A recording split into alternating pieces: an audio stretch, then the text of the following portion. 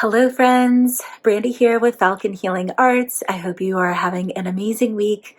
Today, I want to share a deep and very personal story with you. It is about the day I almost died. So I had a near-death experience quite a while ago. I've only shared this story a few times. But I'm wanting to share it with you today because there are some really important lessons that I continue to process to this day. And I really feel that, especially with the work that I'm doing now to help women heal, that this is an important time to share it. So again, even though it's a personal story about me, I have a strong feeling that it will be very important to you. It'll be interesting to you, and that you may find it inspiring enough to make significant changes in your life. So I've only told this a handful of times. I'm not even sure I told my mom about this. I told a yoga class once, my husband and my son, but not many people, and for many reasons. It is still tender when I talk about it. So let's just get into it. It was over 20 years ago, so it was around the year 2000, 2001. This is when I was working in biotech, and my boss and my other coworkers, they taught me how to surf. So I am living in the Bay Area. I was then too, I still am. And we were surfing at Cowles Beach in Santa Cruz, which is a pretty mellow beach to learn at. And I didn't realize at the time that I didn't know as much as I thought I did. So surfing came really easy to me. I'm pretty strong. I have really good balance. And with their encouragement, I took to it very well. But again, it is a beach where people learn at. It is very mild. And my head got really big. And I became obsessed with it. I mean, it's lovely just being out on the water. I bought my own board, and I was trying to go at every opportunity. But I was feeling like I wanted more of a challenge. And so one day and it was actually in the winter, it was when conditions were much stronger. The water was much more forceful. I went out there with a friend, so the same beach, but the waves were projected to be overhead high. So I was like, oh, that's not a big deal. And it's more challenging than those little ankle slappers I'm used to. And I went with a friend, this guy who I had a crush on. So that did not help. And so we went out, and I don't remember there being anyone else in the water. So that should have been red flag number one. The waves were pretty big, but it's hard to tell exactly how big they are if you're not in the water. So those of you who surf maybe understand what I'm talking about, or maybe it's just my perspective. I'm pretty short. But anyway, they looked big, but not that big. But my friend and I were arguing about where to go on this big, wide beach where we could catch the best waves. And so he wanted to surf more east where the pier was, and the waves were moving in toward the pier. So I was like, that's really dumb because you're going to get smashed against the pier. Like, let's just stay in the center so we have more room to maneuver. And we couldn't agree on this. And so we split up. This story is so stupid now. Like what you do in your 20s, at least what I did in my 20s. So, so he went one way, I went straight, and it took me forever to paddle out past the beach break. And over, I was getting turned upside down like I was in a washing machine. So on my longboard, flipped upside down, and I kept getting right back up and trying to paddle in.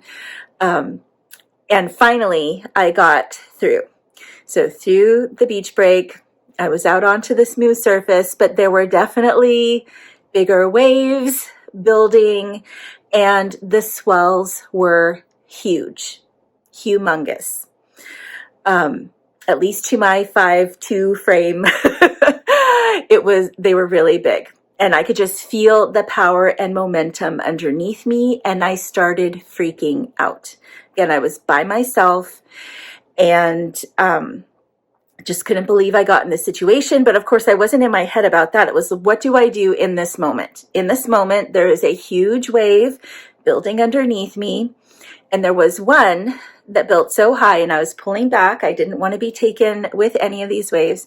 But when I actually was lifted up onto the crest, and at that moment, it was like time stopped. So this is the major part, where it's still hard to get through. So this was the near-death experience. It felt like I was over 10 feet up, looking down, and it was the most beautiful experience.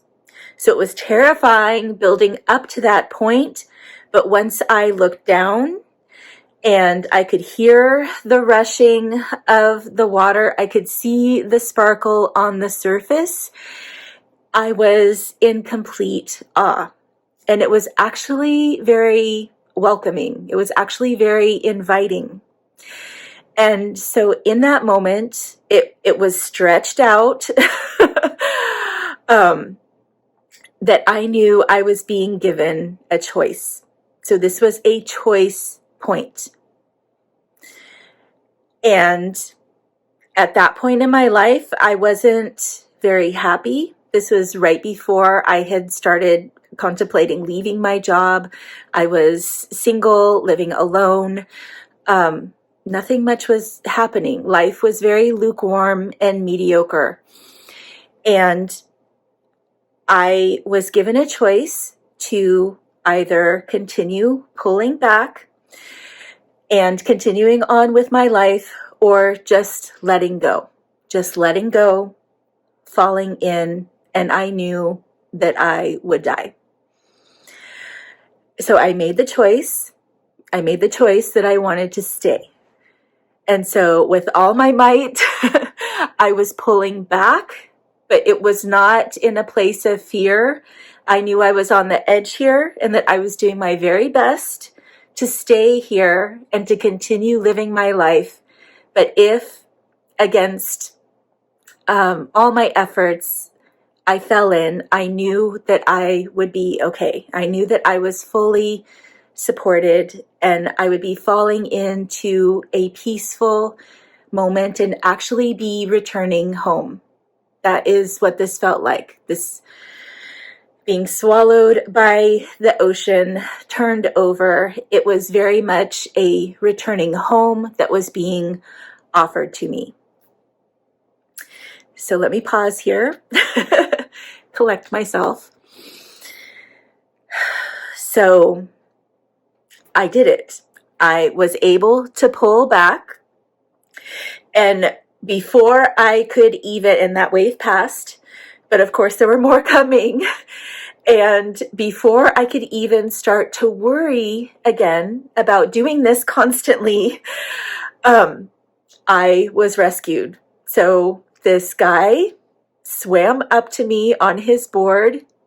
Gorgeous. I swear this does not sound real when I tell it, but he looked like a merman. It was like out of a dream. And asked me to hold on. And he swam us both in, so powerfully strong, at a diagonal, so it was much easier to bring us both in safely. And so he sat me down on the beach and made sure I was okay. And then I was like, oh yeah, my friend. Oh yeah, my friend is out there. And they're like, yeah, someone else is going to get him. And they actually took a boat out to get my friend. So I like my story better, that this man rescued me. And of course, as I was waiting for my friend, it was sinking in about how stupid this all was, how perilous this was. how my ego is what was leading me this whole time. But also, I was extremely grateful. That did sink in right away that I was blessed. And I'll tell you just a bit more of the story because it ends in a funny way. But the drive home was a little awkward because I had decided, that I didn't like this guy anymore, of course. And like, where was he to help me in all of this? So we had a conversation on the way home where I had already decided, like, I'm not going to play around anymore in my life. Like, I'm going to be extremely truthful as much as I can. And so made it clear that I liked him and everything. And we just had this discussion, but I was not interested anymore. And then later that evening, I went to a friend's house. So again, it was around Christmas time. And I remember she gave me a gift and I was excited to open it. And this was several hours later. I bent down to open up the gift and copious amounts of salt water came pouring out of my nose, this huge release. And it was just a hilarious way for this to all end.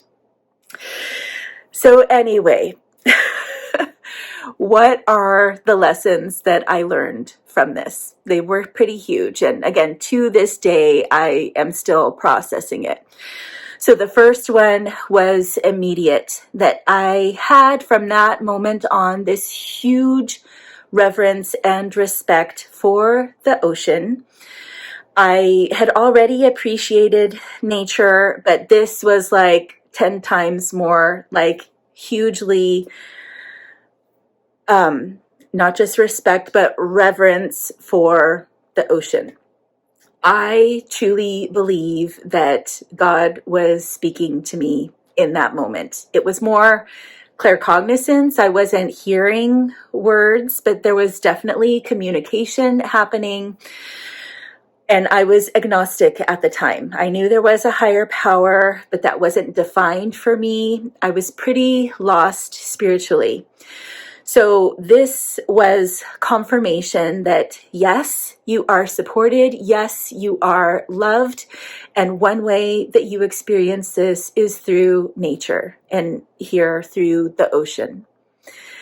And so even though I did give up surfing a few years later, after I started dating my husband, it was getting serious. And I just decided I didn't want to be doing anything risky at that point. And anyway, so my relationship with nature changed, my relationship with spirit changed from that moment on. And I still have this profoundly deep relationship with all water in general, but especially the ocean, that I love to be in it. It is cleansing, and I get a lot of downloads, drop-ins when I am meditating in front of it. It is so mesmerizing. And I just love that I have this connection now to it and to spirit. The second lesson I learned was that death should not be feared. So that's a huge one that we all need to think about more and confront. I do think that this was an experience that happened for me, very much for me. This was not a bad experience. It was a deeply beautiful experience. And that because I was able to confront death in that moment, I saw that it was going to be a peaceful experience, that I didn't need to fight, I didn't need to fear. This is why I don't have some of the fears that other people have. So here for these last 2 years, we've had this viral threat out in the world, and I don't hold the same fear around it as the majority of other people have, because I have had this confrontation before, and I know that when, right, not if death comes for me, but when death comes for me, that I will be ready for it in that moment, and that it's not going to be something horrible. It's a natural part of life. It's as precious as birth. So that is my second lesson. And the third, this is the one that I have continued to process, is that I see now how there are choice points that are offered to us throughout our lives. Very important choice points. And some of these are actually exit points where we can leave this life and continue on. And so this is very much a choice point that was offered to me. I do believe that these choice points are predestined. I think this is something that I chose for my spiritual evolution.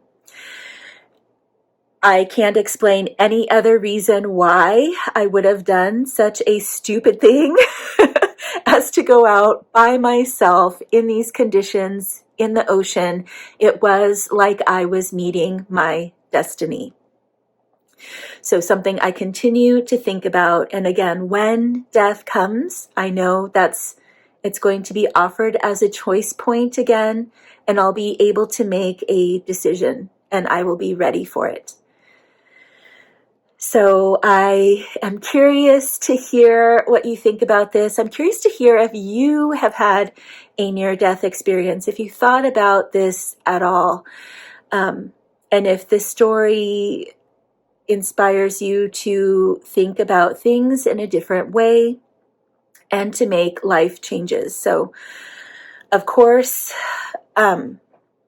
so I consider this experience to be a beautiful one, like I said before, but other people who may have gone through the same thing would think it would be quite traumatic and can carry this wound for the rest of their lives, especially if there is no spiritual way that you can relate to it. If there is no spiritual processing, if you have no spiritual support to explain it.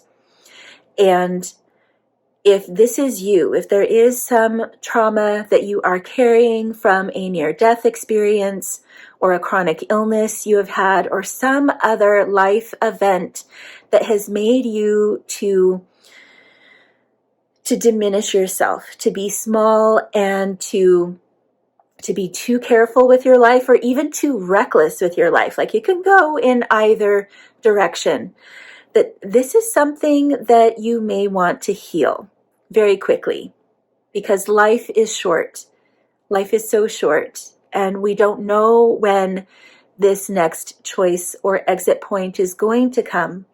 So why don't we focus on all the precious moments in our life, trauma-free, and especially if you have family, if you have children, we do pass this trauma on through our parenting. And so the quicker that you process and heal yourself, the quicker you are going to be able to establish a better relationship with your child and help them with their healing and personal development and spiritual evolution. So thank you so much, friend, for listening to this message. Thank you for hearing it. Thank you for helping me to process this further. So again, I would love to hear your thoughts. Let me know if you have any questions. Otherwise, take care, and I will see you again in next week's video.